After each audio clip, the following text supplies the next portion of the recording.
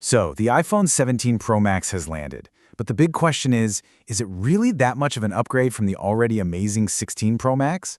Well, we're going to cut through all the hype and compare the specs that actually matter so you can figure out where your money is best spent. Let's get into it. It's the question we all ask ourselves every single year, right? Is this new iPhone really a necessary upgrade? We're going to break down the key differences to see if the new features actually justify paying that extra cash. All right, let's set the stage. In one corner, you've got the reigning champ, the iPhone 16 Pro Max. We all know it, we love it. It's a powerhouse with that awesome premium titanium build. And in the other corner, here comes the new challenger, the iPhone 17 Pro Max, promising all this next-level tech. So let's put them head-to-head. Okay, first up, let's talk design and performance. We'll start with what you can see and feel on the outside, and then we'll pop the hood and see what kind of engine is driving this thing. Looking at the design, the 17 Pro Max has this refreshed frame and finish. It feels a little sleeker, but the 16 Pro Max is still rocking that premium titanium build that everyone loves. Honestly, the takeaway here is that the changes are subtle. We're not talking about a revolutionary leap, more like a nice little refinement. All right, now for the fun part. What's under the hood? The 17 Pro Max gets that shiny new A19 Pro chip. The 16 Pro Max, it's running on the A18 Pro, which, let's be real, is still incredibly powerful. But this right here, this is the heart of the performance difference between these two phones. So what do you actually get with that new A19 chip? Well, for starters, you get more RAM. That means smoother multitasking. You also get a big boost in AI performance, which is really about future-proofing your phone for all the cool, demanding iOS features that are coming down the pike. Now, for most of us, the A18 Pro is already way more than fast enough. But if you're a real power user, I'm talking heavy gaming, editing 4K video right there on your phone, that's where you're going to feel the difference, for sure. All right, let's move on to the camera and the display. These are the features we're looking at and using all day long, right? This is where a lot of us make our final decision, so let's really dive in. And oh boy, this is where the 17 Pro Max really starts to show off. It's not just one big thing, it's a bunch of smart little upgrades. You're getting an improved telephoto lens. That means way cleaner zoom shots. The front camera's better for your selfies.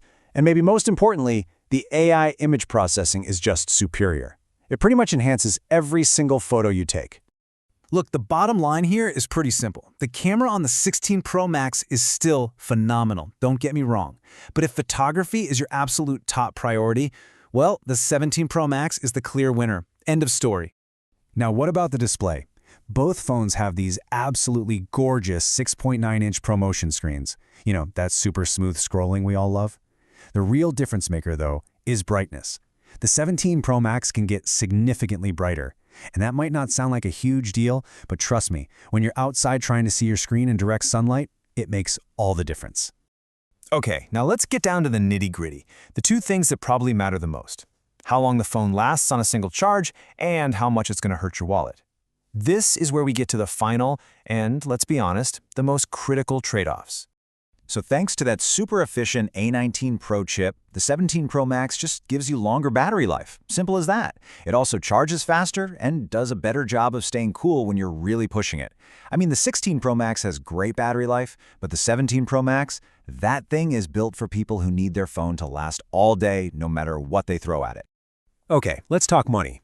If we look at the official US launch prices for the base 256GB models, the iPhone 16 Pro Max came in at $1099.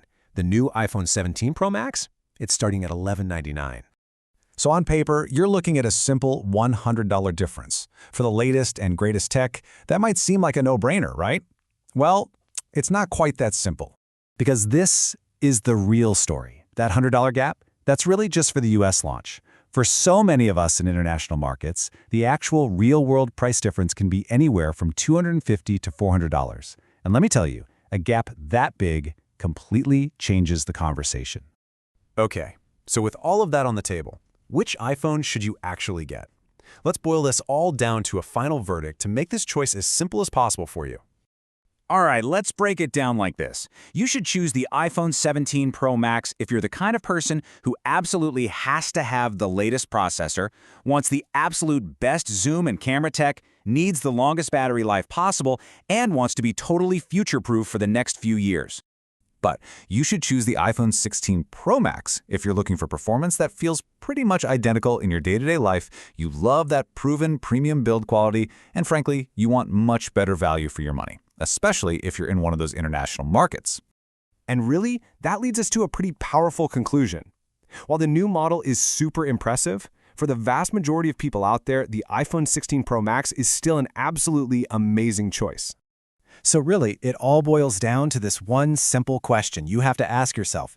What do you care about more, maximum power or maximum value? The choice is all yours.